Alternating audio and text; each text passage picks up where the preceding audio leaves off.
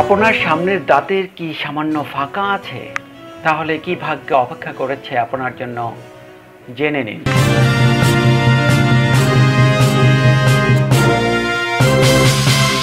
আপনার সামনের দাঁতের কি সামান্য ফাঁকা আছে?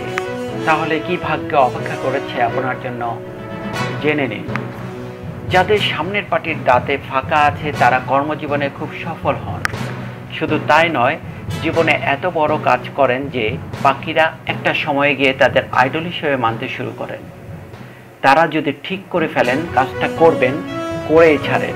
এক কথায়, জীবন সফল হতে গেলে যেই গুণগুলো থাকার দরকার তার সবই খুঁজে পাওয়া যায় তাদের মধ্যে।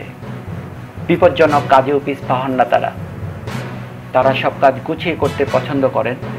সফলতার চিন্তা না করেই যে কোনো কাজে নিজেদের সেরাটা দেওয়ার চেষ্টা করেন। এই ধরনের দাঁতের গঠন তারা চিন্তা ভাবনা না করেই হুট করে সিদ্ধান্ত নেন। তাই অনেক সময় নানা অসুবিধায় জড়িয়ে পড়েন তারা।